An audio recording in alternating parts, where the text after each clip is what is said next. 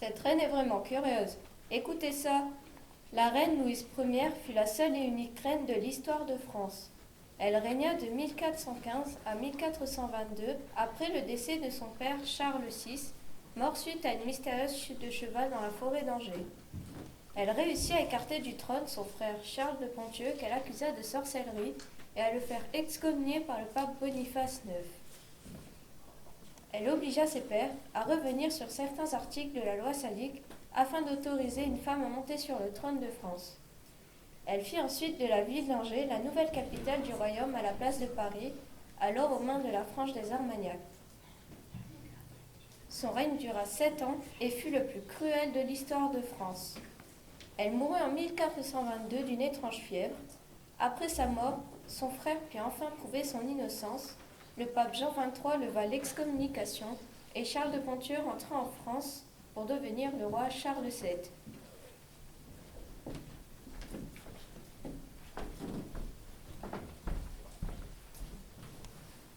Vous croyez que c'est le vrai trône de la reine Louise Ier?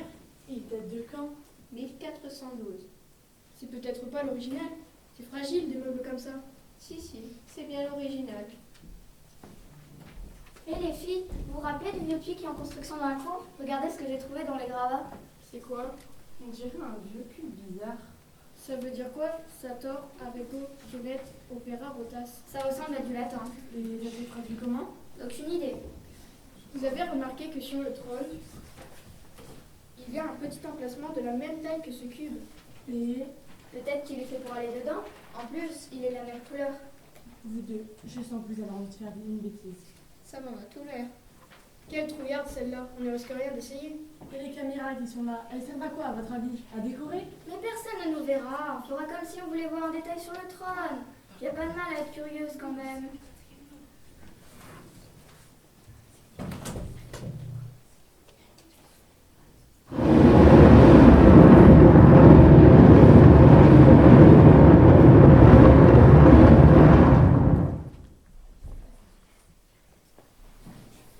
Qu'est-ce qui s'est passé? Peut-être un problème électrique? C'était comme si j'avais eu mal de mer. Moi, ça m'a fichu la nausée. J'ai cru que j'allais vomir. On aurait dit une sorte de tremblement de terre. Un tremblement de terre à Angers, ça m'étonnerait. Et pourquoi je suis tombée alors? J'espère que ça n'a pas abîmé mon portable. Non, ça va. Par contre, il n'y a plus de réseau. Et regardez dehors les filles, il y a une fête médiévale dans la cour du château. Bien bonjour, gentes demoiselles.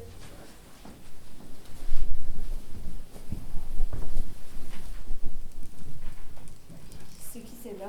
T'as vu son déguisement? Encore une qui n'a pas peur de se taper l'affiche. Je m'appelle Jeanne Flamel. Je vous remercie d'avoir récupéré mon cube magique.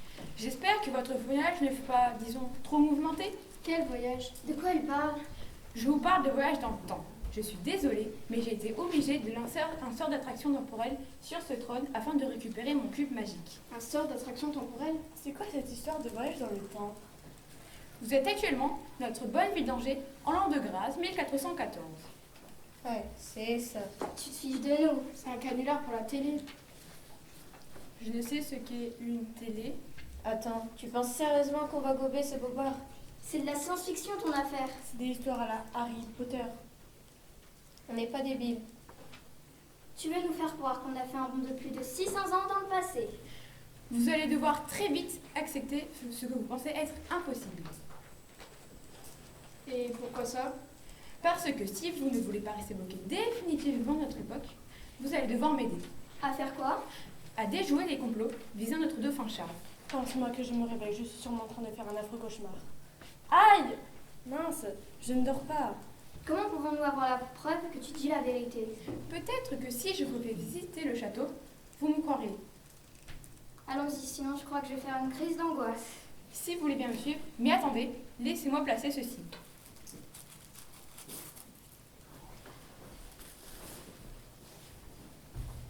Qu'est-ce que vous faites? J'installe un petit piège de ma fabrication.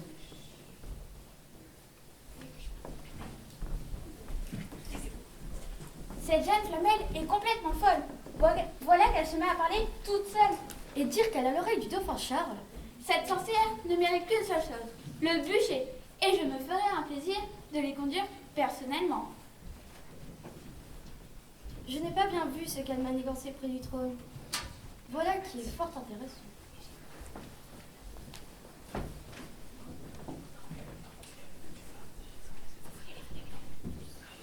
Est-on sûr de notre ami Hugues de son retour?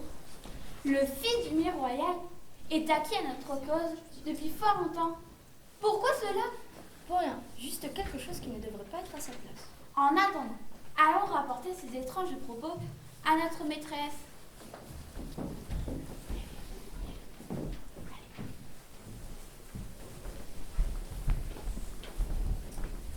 J'espère que vous êtes maintenant convaincus. C'est incroyable. Mon cerveau a encore du mal à accepter ce qu'il vient de voir. Il s'agit pourtant de la réalité. On est vraiment au Moyen-Âge. Mais pourquoi personne ne semble nous remarquer? Parce que vous n'êtes pas vraiment là. Vous êtes en suspens de notre époque. Et pourquoi toi tu nous vois alors? Seul le carré magique me permet de vous voir et de vous entendre. Bon, qu'est-ce qu'on a à faire pour retourner chez nous maintenant? Nous devons retrouver la clé qui permet d'ouvrir et fermer le coffre qui se trouve dans ce trône. Et qu'est-ce qu'il y a dedans de si important? Il y a normalement la main de Saint-Louis. C'est un des plus importants symboles de la royauté. Charles VI en m'a confié la garde au dauphin et il veut la lui rendre dans une semaine. Et la main et la clé ont été dérobées. Par qui? Probablement par sa sœur Louise. Vous voulez parler de la reine Louise Ier de France? Ah, elle est devenue reine de France. Oui, et lui n'est plus cruel à ce qu'il paraît. Cela ne me surprend guère. Bien, nous allons devoir changer le cours de l'histoire de France en empêchant la princesse Louise de devenir reine de France. J'espère que Jeanne sera là. Attention, j'entends la garde et sa suite arriver. Placez-vous sur le côté, n'oubliez pas une seule chose, personne ne peut vous voir à part moi.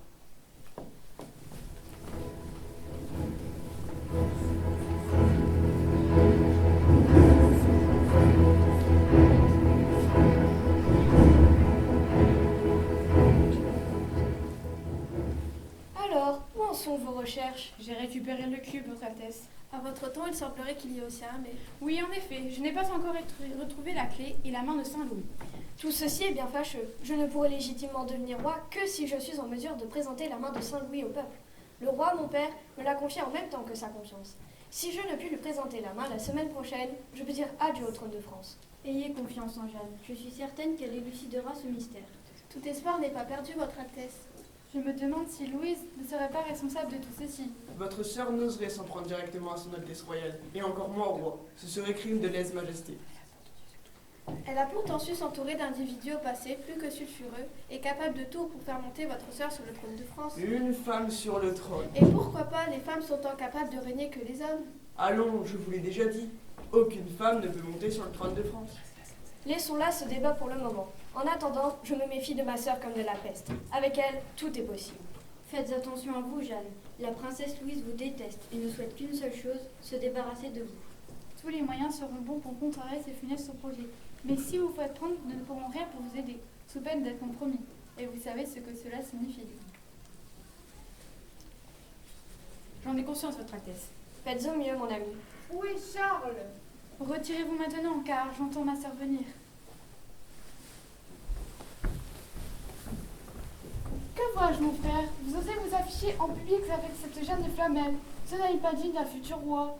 Vous n'ignorez pas que son père se prétend alchimiste et qu'il n'est plus qu'à 2 pas du bûcher.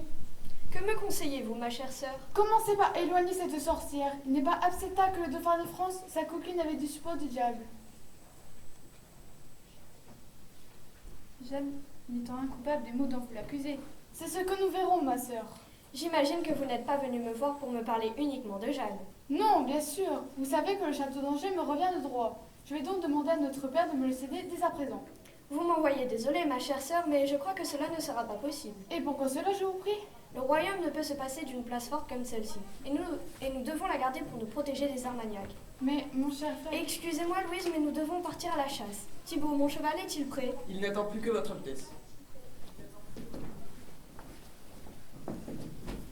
Ne soyez pas trop dur avec notre frère. Il est très préoccupé par la situation politique du royaume, la perte des Armagnacs et la perte de notre bonne ville de Paris. Le contrarie au plus haut point. Catherine, quand j'aurai besoin de votre avis, je vous le ferai savoir. Pourquoi ne m'aimez-vous pas? Parce que je n'ai besoin d'aimer personne. Je suis bien triste pour vous, ma sœur. Rassurez-vous, je n'ai besoin que de serviteurs obéissants. Alors vous devez vous sentir bien seule.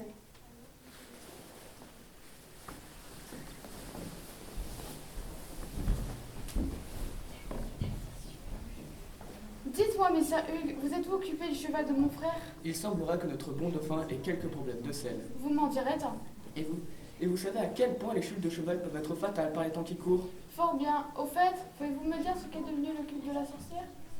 Vous savez, celui qui est censé empêcher quiconque d'accéder au coffre. Après avoir drogué cette sorcière, Constance et moi avons pu lui subtiliser son cube et ouvrir le coffre. Mais les gardes du dauphin nous ont surpris et se sont lancés à notre poursuite. Fort heureusement, nous étions masqués et ils ne nous ont pas reconnus. Nous nous sommes ensuite séparés. Hugues avec le cube et moi, comme ça y est, avec la main et la clé. Et donc le cube? Vu qu'il se rapprochait de moi, j'ai dû m'en débarrasser en le jetant dans le puits de la grande cour. Au moins, nous sommes sûrs que personne ne pourra plus jamais s'en servir. Et le tiroir secret le restera pour longtemps. Et si le cube est bien dans le puits comme vous le prétendez? Que fait-il ici? Mais c'est impossible. J'espère, messire Hugues, que vous n'essayez pas de me tromper. Sur mon honneur, je... Votre Altesse, vous avez une fois de plus la preuve que la sorcellerie est à l'œuvre dans ce château. Apparemment. Non, n'y touchez pas, ce sont le piège. Laissez-moi observer cette sorcière une bonne fois pour toutes, Votre Altesse. Oh, si vous faites cela, vous encourez le gibet. Pour une sorcière? Le temps que nous n'avons pas la certitude de son association avec le diable, elle est et restera sous la protection du dauphin Charles. N'y aurait-il pas un moyen de se débarrasser discrètement d'elle? Mon père, le mien, possède quelques herbes qui pourraient mettre un terme à la vie de cette maudite sorcière. Chargez-vous-en tout de suite. Bien, Votre Altesse. Heureusement, votre Altesse, vous avez encore la clé du coffre et la main de Saint-Louis. Occupez-vous de la sorcière. Quant à nous, nous allons profiter de la chasse de mon frère pour nous introduire dans sa chambre et y cacher quelques preuves de diablerie bien compromettantes. On ne sait jamais si votre plan échouait. Vous me disiez tout à l'heure que la diablesse parlait toute seule. Elle a invoqué sûrement quelques supports certains. Sûrement, oui.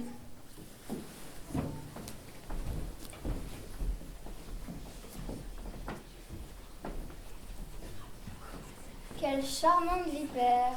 Les 3 autres ne sont pas non plus très rassurants. Il faut vite prévenir Jeanne qu'elle et le dauphin courent un grand danger. Allez-y, vous deux. Nous, on va suivre la joyeuse bande pour voir ce qu'elle mijote. Et si vous pouvez récupérer la main et la clé, ne vous privez pas. Plus vite on aura terminé cette affaire, plus vite on rentrera chez nous. On se retrouve ici, quoi qu'il arrive. Bonne chance.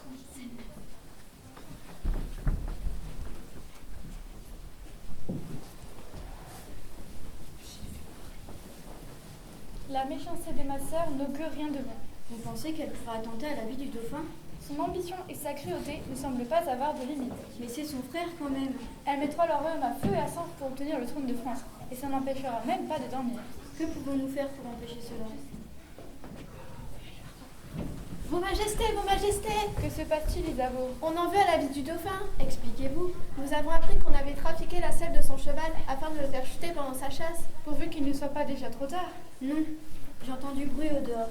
Il semblerait que Charles et sa suite soient déjà de retour.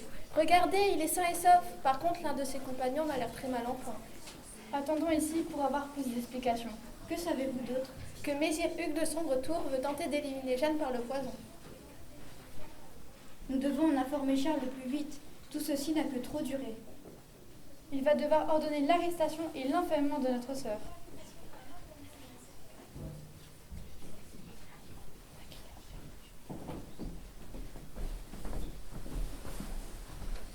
Je vous assure, Votre Altesse, que votre selle a délibérément été sélectionnée. Si votre cheval ne s'était pas emballé, que votre selle... Non, et que votre chambellan n'avait pas essayé de le calmer en montant, c'est vous qui seriez à présent couché sur un lit entre la vie et la mort. Mais qui oserait s'en prendre à ma personne? Nous avons beau être loin de Paris, les Armagnacs ont des partisans jusque dans cette province. Maudit soit-il. Excusez-moi, Charles, mais messire d'Anjou se trompe. Que voulez-vous dire? Que les Armagnacs n'ont rien à faire dans ce complot. Et de qui s'agit-il alors? De Louise, votre sœur, Vous avez perdu la raison. Pour quelle raison ferait-elle cela? pour accéder au trône. Mais Majesté, je vous l'ai déjà dit, aucune femme ne peut monter sur le trône de France. Certaines personnes sont capables de tout pour faire monter le pouvoir suprême, même à convaincre leur père de changer la loi salique. Soulagez votre conscience. D'après Jeanne, c'est elle qui a volé la main de Saint-Louis. Ah oui, vos accusations sont très graves. De plus, sa volonté est de vous impliquer dans une affaire de sorcellerie et de vous rendre indigne du trône. Avez-vous des preuves de ce que vous avancez? Non, nous n'en avons pas pour le moment. Désolée, mais je suis comme saint Thomas. Je ne crois que ce que je vois. Vos maîtres d'armes, messires Hugues de Noyer et Pierre de Beauvau, sont arrivés, Majesté. Bien.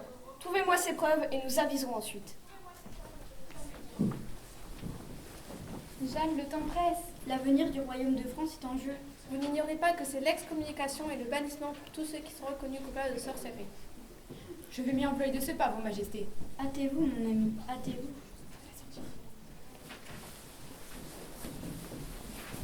Ça commence à sentir le roussi, on dirait. Au lieu de plaisanter, aide-nous plutôt à trouver une solution. Même si je fournissais la preuve de la culpabilité du chasseur au dauphin, il ne me croirait pas. Tu as raison, on pourrait t'accuser de les avoir fabriqués. Ce qu'il faudrait, c'est amener la princesse Louise à se trahir devant son frère et à dévoiler son propre jeu. Ça, c'est pas gagné d'avance. On a récupéré le sceptre. Et la clé? Impossible, la princesse Louise la garde en permanence sur elle. Nous avons fait aussi disparaître toutes les preuves de sorcellerie que ses complices avaient cachées dans la chambre du dauphin. Bien, dans peu de temps, tout ce petit monde va rappliquer ici. Si d'ici là, nous n'avons pas trouvé comment piéger la princesse, nous sommes fichus. Nous devons faire en sorte qu'un maximum de témoins la surprennent en flagrant délit de trahison. J'ai une idée. Puisque personne ici ne peut nous voir, nous allons nous faire passer pour des fantômes. Des fantômes? Oui, j'ai lu quelque chose comme ça dans l'une des lettres de Pline le Jeune. Donc, on se fait passer pour des fantômes et on oblige la princesse Louise à nous courir après pour récupérer la main. Il ne faut surtout pas que le dauphin et sa suite assistent à cette scène. Pourquoi? Ils créeront directement la sorcellerie et c'en sera fini pour moi. On m'accusera d'envoûtement. Laisse-nous nous en occuper alors. Va voir le dauphin, amène-le dans la pièce suivante et attends que je vienne te prévenir. D'accord. À nous maintenant. Tu es sûr de ton coup? Non, c'est ça passe ou ça casse. Super. Occupez-vous des complices de la princesse. Il faut les mettre hors service le plus vite possible. Ok. Par quel moyen? Faites en sorte qu'ils aient la trouille de leur vie. Allez, en place tout le monde et que le spectacle commence. Attention, les voilà.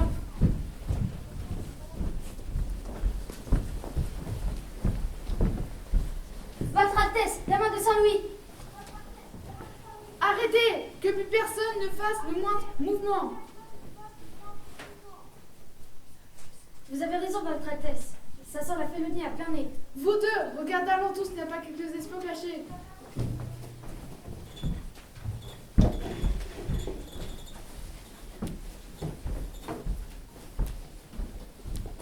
Personne, Votre Altesse. Étrange. Quelqu'un peut-il alors m'expliquer comment le sceptre est revenu tout seul sur le trône? Encore un coup de cette maudite sorcière. Ne deviez-tu pas nous en débarrasser, Hugues? Le temps de manquer, comme vous avez pu le constater, Votre Altesse. Que devons-nous faire? Silence! Laissez-moi réfléchir. J'ai sur moi la clé qui nous permet de remettre le sceptre à sa place comme si rien ne s'était passé.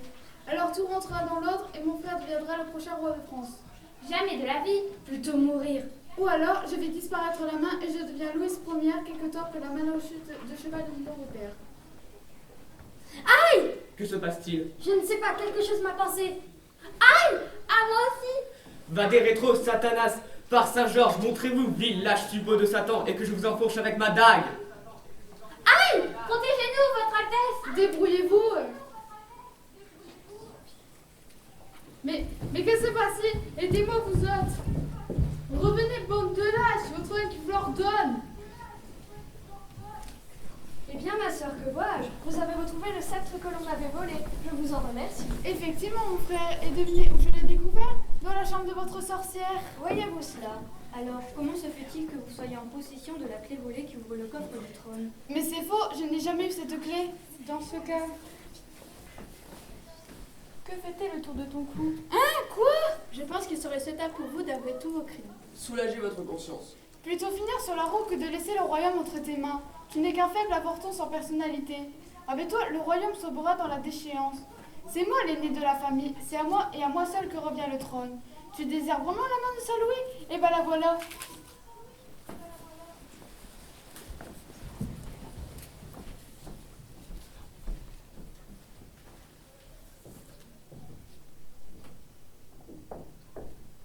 La main et la clé, Votre Altesse. Merci, Thibaut. Que faisons-nous de la princesse Louise et de ses complices? Jetez-les dans un cachot. Quant à ma sœur, transportez-la dans sa chambre et postez-lui 2 gardes à sa porte. Le roi mon père décidera lui-même de son sort. Merci, Jeanne. Sans votre aide, Dieu seul sait ce qu'il serait advenu de Charles. Maintenant que tout danger est écarté, je vais retourner à Paris près de mon père. Nicolas Flamel a bien de la chance d'avoir une fille comme vous. Faites attention à vous. Les rues de la capitale ne sont pas très sûres ces temps-ci. Aidez-moi, messire d'Anjou, je ne saurais transporter la princesse toute seule. Après cela, je m'occuperai personnellement de ces 3 traîtres. Ma bonne Jeanne, passez nous voir avant votre départ. Nous avons quelque chose pour vous. Bien, votre majesté.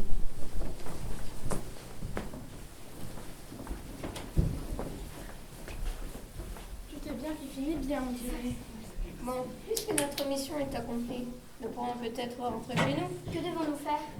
Je remettrai le cube à sa place et vous n'aurez plus qu'à poser vos mains sur cette forêt. Allons-y alors, dépêchons-nous.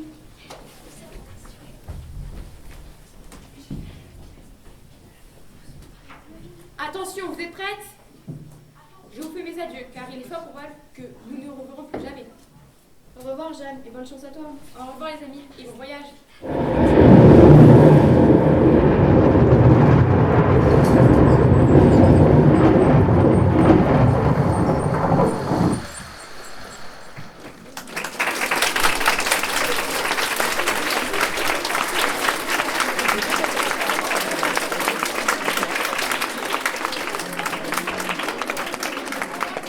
Alors, ils vont se mettre en place pour le salut final. Quand c'est prêt, le rideau va commencer à se lever. Je lancerai la musique pour le salut.